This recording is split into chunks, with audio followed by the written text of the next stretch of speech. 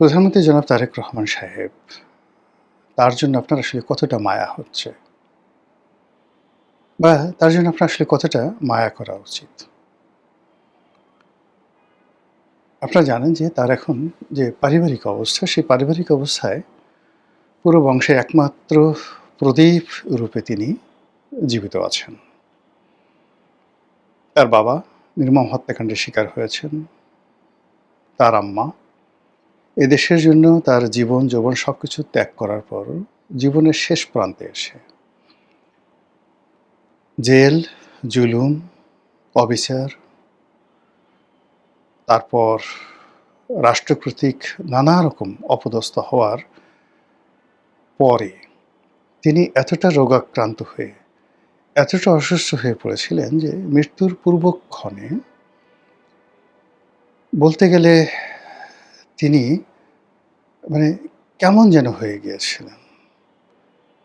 এ কষ্ট, এ বেদনা কোনো ভুক্তভোগীর পক্ষেও প্রকাশ করা সম্ভব নয়, যেটা বেগম জিয়ার জীবনে ছিলেন। জীবনের শেষ বছরটিতে প্রায় বেশিরভাগ সময় তিনি হাসপাতালে ছিলেন। তারপর হাসপাতালের বহু সময় তিনি দিনের পর দিন তিনি সেখানে জ্ঞানহীন অবস্থায় ছিলেন। আর এই সময়টিতে তার পুত্রবধূ জুবাইদা রহমান তাকে দেখতে এসেছিলেন এবং তার একমাত্র সন্তান টেকনিক্যাল কারণে হোক, কূটনৈতিক কারণে হোক, রাজনৈতিক কারণে হোক তিনি বাংলাদেশে আসতেই পারছিলেন না। সারা বাংলাদেশে যখন সিসি রব পড়ছিল তখন ফেসবুকে স্ট্যাটাস দিয়ে তারেক রহমান সাহেব বলতে বাধ্য হন যে, আমার মা অসুস্থ, অন্য সবার মতো আমারও খুব ইচ্ছা হয় তাকে দেখতে, তাকে দেখার জন্য দেশে আসতে, কিন্তু দেশে ফেরা আমার একার সিদ্ধান্ত নয়। তো এই যে তার যে অসহায়ত্ব, এই অসহায়ত্ব কিন্তু সারা দেশের মানুষকে কাঁদিয়েছে। তার একমাত্র ভাই নির্মমভাবে মারা গেছেন অসুস্থ হয়ে। আর সেই অসুস্থের জন্য বলা হয়ে থাকে ১/১১-র সময়, 1/11-এর সময় তার উপর যে নির্মম জুলুম এবং অত্যাচার করা হয়েছে, সেই জুলুম অত্যাচার জনাব আরাফাত রহমান কোকো তিনি ধারণ করতে পারেননি। ওঠাতেই তার ধুকে ধুকে তাকে মরতে হয়েছে এবং তিনি যখন মারা যান, মারা যাওয়ার সময়ও বাংলাদেশে একটা হৃদয় বিদারক দৃশ্য তৈরি হয়। তার লাশ যখন আসে তখন বেগম জিয়া কার্যত গৃহবন্দী এবং তিনি বহুদিন ধরে তার অফিসে আটকা ছিলেন, যেখানে না ছিল পানি, না ছিল বিদ্যুৎ। ওর মধ্যে জিদ করে তিনি সেই অফিসে বসেছিলেন। ঠিক সেই সময়টাতে আরাফাত রহমান কোকোর মৃত্যু হয় এবং তিনি বাংলাদেশে তার লাশ আসে। এরকম আপনি যদি চিন্তা করেন জনাব তারেক রহমান সাহেবের জীবনে, he is a tragic king. সেই ট্রাজিক কিং সেটা কি হ্যামলেটের মতো নাকি অন্য কার মতো? সেটা যারা ইতিহাসবেত্তা আছেন তারা বলতে পারবেন। কিন্তু আপনি যদি তার দিকে তাকান তাহলে তার এই ইতিহাসগুলো শুনে তাকে মায়া না করে আপনি পারবেন না। তাকে দেখলে আপনার চিন্তা করলে মায়া হবেন এবং তার আপন ভাই নাই, ব্রাদার নাই, শ্যালক নাই। মানে আপনজন বলতে যদি ১ম ৫ টা চাচাতো ভাই থাকতে হবে, ১০ টা মামাতো ভাই থাকতে হবে, খালাতো ভাই থাকতে হবে। তারা রাজনীতিতে এস্টাবলিশড হতে হবে। ঠিক সেই জায়গাটাতে তিনি একা, জাস্ট একা। একইভাবে আপনি চিন্তা করেন যে আ শেখ হাসিনার কথা যদি চিন্তা করেন, আর যাই হোক না কেন তার একটা পরিবার আছে, শেখ পরিবার আছে। সেখানে তার মামা, খালু, মামাতো ভাই, খালাতো ভাই, চাচাতো ভাই, আপনি যত অভিযোগ করেন না কেন একেবারে কয়েকশো সমাজে যারা এই বাংলাদেশের রাজনীতিতে, অর্থনীতিতে খুবই গুরুত্বপূর্ণ। তো সেদিক থেকে জনাব তারেক রহমান সাহেব তিনি তার আপনজন বলতে তার কন্যা জাইমা রহমান, তার স্ত্রী জুবাইদা রহমান। এর বাইরে তো আমি আসলে অন্য যা কিছু দেখি সবকিছুই হলো দলীয় নেতাকর্মী, তারপর দূরসম্পর্কের আত্মীয়স্বজন, ২-১ জন বন্ধু-বান্ধব বা নতুন জোড়া বন্ধু-বান্ধব। ঠিক এমন অবস্থাতে ১৮ কোটি মানুষের নেতৃত্বের যে আসন, সেই আসনে তিনি বসেছেন। সেই আসনে তিনি বসেছেন। আর যখন তিনি বসেছেন তখন দেশি বিদেশি যে চক্রান্ত, এটি এক্সট্রিম লেভেলে আছে। এখানে ৩ ধরনের চক্রান্তকে আমরা ধরতে পারি। প্রথমত হলো আওয়ামী লীগ। আওয়ামী লীগ একেবারে বিএনপির বলতে গেলে জাত শত্রু। আর বিএনপিও কিন্তু আসলে মূলত আওয়ামী লীগই তাদের শত্রু মনে করে। এদের মধ্যে কেবলই মাত্র প্রতিদ্বন্দ্বিতা নয়, মনস্তাত্ত্বিক অনেকগুলো বিষয় রয়েছে, ঘৃণা রয়েছে, অবিশ্বাস রয়েছে, সন্দেহ রয়েছে, সাইকোলজিক্যাল যেটা মানসিক যে ঈর্ষা সেটা রয়েছে। যেমন শেখ হাসিনা কখনই সে মনে করেন, প্রথমত তিনি মনে করেন যে তার বাবার খুনের সাথে সে জিয়াউর রহমান সাহেব জড়িত। এখন ধরেন একেবারে সত্যের ধারে কাছে না, 100% মিথ্যা, কিন্তু দেশের প্রধানতম রাজনৈতিক দলের প্রধান ব্যক্তি তিনি মনের মধ্যে গেঁথে রেখেছেন, ওটা থেকে আপনি তাকে সরাবেন কিভাবে? ক্ষমতা তো আপনার আমার হাতে না, আমরা যারা সত্য বলতে চাই বুঝি, ক্ষমতা তো শেখ হাসিনার হাতে। তো তিনি যখন বারবার বলছেন যে খুনি অমুক অমুক অমুক অমুক আর বাবাকে খুন করেছে ইত্যাদি ইত্যাদি, তো ওটার মনস্তাত্ত্বিক ধাক্কাটা আপনি চিন্তা করেন কোথায়?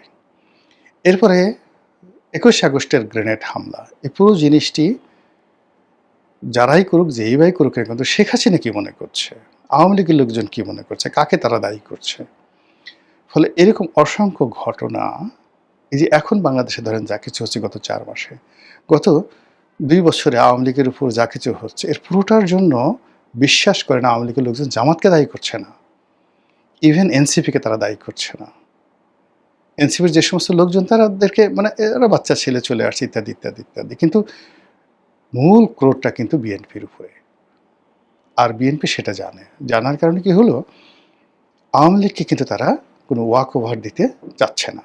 আওয়ামী লীগের ফেরার রাস্তা, রাজনীতি করার রাস্তা ক্রমশ তারা সংকুচিত করতে চাচ্ছে, বন্ধ করে দিতে চাচ্ছে। এবং যেটা হয়, আপনি একটা জোয়ার, একটা ঝড়, এটা বাধা সৃষ্টি করতে পারবেন, কিন্তু অল অন এ সাডেন যখন এটা বিস্ফোরণ ঘটে, তখন সেখানে একটা সুনামি হয়ে যায়। ফলে আওয়ামী লীগ যদি শেষ হয়ে যায়, এটা আলাদা একটা পার্ট, কিন্তু কোনো কারণে বাধার কারণে যদি ফিরে আসে, ওটা ফিরে আসাটা হয়ে যাবে সুনামি, এবং সেই সুনামির যে সমস্ত চাপগুলো এসে তখন এই যে বিএনপি যে সমস্ত লোকজন বুদ্ধি দিচ্ছে, পরামর্শ দিচ্ছে, এদের কাউকে খুঁজে পাবেন না, সবাই বলবে সব দোষ তারেক রহমান সাহেবের। এখন যেভাবে ধরেন সবাই বলছে যে আমরা তো কিছুই করিনি, সবই শেখ হাসিনা করেছে, সেই সালমান কিনেছে, সেই এস আলম কিনেছে, যত রকম কথাবার্তা, তার কাছে আমরা কি কথা বলতে পারছি নাকি, দাঁড়াতে পারছি কিনা, গণভবনে তো আমরা ঢুকতেই পারতাম না। আমরা মধ্যখানে এখন নিরপরাধ ব্যক্তি কিচ্ছু করে নেই, আননেসেসারি শেখ হাসিনার দল করে একবার দুবার মন্ত্রী হয়ে, মন্ত্রী ঘোষে খালি সে যেভাবে বলছে এভাবে স্বাক্ষর করছে, সিগনেচার করছি, সব মালপানি তারা কামাই গেছে। এই কথাগুলো দেখবেন এখন সবাই বলছে আওয়ামী লীগের, একই কথা বিএনপির ক্ষেত্রে কিন্তু বলা হবে ক্ষমতার ক্ষেত্রে। এই যে দেখেন না, ইউনূস সাহেব গেছে, এখন ইউনূস সাহেবের কিচেন ক্যাবিনেটে ঢোকার জন্য কত মানুষের আকুতি ছিল। এখন সবাই বলছে যে না, আমরা কোনো কিচেন ক্যাবিনেটে ছিলাম না, আমরা তার সাথে ছিলামই না, সে তার নিজের ইচ্ছা মতো সব কিছু করেছে ইত্যাদি ইত্যাদি। তাহলে এখন আমাদের দেশে কি হয়, ক্ষমতা কেন্দ্রিক একটা রাজনীতি আর ক্ষমতার বাইরে গিয়ে আরেকটা রাজনীতি। তো এই যে একটা অবস্থা চলছে, এই যে একটা অবস্থা চলছে, সেই অবস্থার প্রেক্ষিতে যেটা হচ্ছে সেটা হলো day by day Tarique Rahman সাহেব তার যে শত্রুপক্ষ, সেই শত্রুপক্ষের টার্গেটে পরিণত হচ্ছেন। আর এ সকল যখন পরিবেশ পরিস্থিতি হয়, তখন যে ধরনের বন্ধু লাগে, বান্ধব লাগে, সহযোগিতা লাগে, তারপরে যে ধরনের একটা প্রতিরক্ষা ব্যূহ লাগে, বিশ্বস্ত লোকজন লাগে। আপনি অনেক মন্দ কাজ করেও কিন্তু বিশ্বস্ত লোকজন থাকলে আপনি টিকে থাকতে পারবেন। যেমন একজন পাগলা রাজা ছিলেন, মোহাম্মদ বিন তুগলক, আমরা যাকে নিয়ে তুগলকি কাণ্ড বলি। কিন্তু তার অনেকগুলো কোয়ালিফাইড জেনারেল ছিল, অনেকগুলো কোয়ালিফাইড মন্ত্রী ছিল। ফলে একটার পর একটা অর্থনৈতিক বিপর্যয়, যুদ্ধে মানে যুদ্ধ, রাজনীতি পরিবর্তন, মানে হাজারো রকম পলিটিক্যাল ফেইলিউরের পরও মিলিটারি, তার যে মিলিটারি পাওয়ার, তিনি ছিলেন অজেয়। একটা যুদ্ধ তিনি পরাজিত হননি, এবং জীবনের শেষ দিন পর্যন্ত শক্ত হাতে তিনি তার তুগলকি কর্মকাণ্ড চালিয়ে যেতে পেরেছিলেন, মোহাম্মদ বিন তুগলক। আর একজন নিষ্ঠুর ব্যক্তি ছিলেন আলাউদ্দিন খিলজি, কিন্তু তার মালিক কাফুরের মতো একজন শক্তিশালী সেনাপতি ছিল। তা এরকম যদি শেখ হাসিনার এরকম শক্তিশালী লোকজন থাকতো, তার কাছে কিন্তু তার সাথে যারা ছিল সবই এরকম দুর্বল, দালাল, ফড়িয়া টাইপের লোকজন ছিল, ভাড় টাইপের লোকজন ছিল, কাউয়া টাইপের, চড়াই টাইপের লোকজন ছিল, ওরকম ছিল না। কিন্তু এই যে যেটা হলো, মানে তার যে পতনটা হলো, সেই পতনের সময় দেখা গেল তার পক্ষে মানে হুঙ্কার দিয়ে দাঁড়ানোর মতো, শহীদ হওয়ার মতো, বা একজন লোক শেখ হাসিনা বঙ্গবন্ধু তার পরিবারের জন্য রুখে দাঁড়িয়ে জীবন বিসর্জন করেছে, এরকম সিঙ্গেল ঘটনা 18 কোটি মানুষের মধ্যে ঘটেনি, আগামীতেও ঘটবে না। তো এর থেকে আসলে তারেক রহমান সাহেবকে শিক্ষা নিতে হবে। কিন্তু তিনি সেই শিক্ষাটা কতটা নিছেন, নিবেন বা নিতে পারবেন, তার চেয়ে বড় ব্যাপার হলো যে সর্বনাশ শেখ হাসিনার জমানায় ঘটেছিল, যে সর্বনাশ ইউনূসের জমানায় ঘটেছিল, সেই সর্বনাশ সুদে আসলে আরও বড় হয়ে আসছে, আরও বড় হয়ে আসছে। এবং এখানে অপরাধীদেরকে আপনি কোনো অবস্থাতেই বুঝাতে পারছেন না যে অপরাধ কাকে বলে, কত প্রকার এবং কী কী। তারা সেই অপরাধ করেই নিজেদেরকে শ্রেষ্ঠতর বলে মনে করছেন। তো যাই হোক, এখন যেটা হচ্ছে সেটা হলো এই যে জনাব তারেক রহমান সাহেব, তিনি কাজ করে যাচ্ছেন, তার মতো করে কাজ করে যাচ্ছেন, তার মতো স্বাধীনভাবে তিনি ছুটোছুটি করছেন। কখনো চট্টগ্রামে, কখনো গ্রামে, যেখানে সিলেটে, শ্বশুরবাড়ি থেকে শুরু করে সব জায়গাতে তিনি অবাধে যাচ্ছেন। সেনাবাহিনীর প্রশিক্ষণ ক্যাম্পে, গ্রীষ্মকালীন প্রশিক্ষণ ক্যাম্পে ঢুকে যাচ্ছেন। সেনা সদস্যদের সাথে তিনি মিশছেন, তাদের খাবার খাচ্ছেন, সব কিছু করছেন। কিন্তু আপনি দেখবেন যে তিনি যে স্বতঃস্ফূর্তভাবে যেভাবে চলাফেরা করার চেষ্টা করছেন, তার আশেপাশের পাগুলো, তার আশেপাশের হাতগুলো, আশেপাশের মুখগুলো, সেগুলোর অভিব্যক্তি কী? Is it friendly? Is it cooperative? এটা কি বন্ধুত্বসুলভ? এটা কি সহযোগিতামূলক?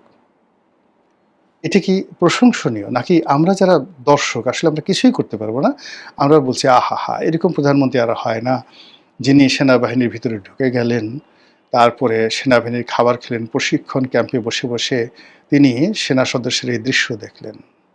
কিন্তু এটা সেনাবাহিনীর লোকজন কেমন মনে করলো, সেটা হলো মূল বিষয়।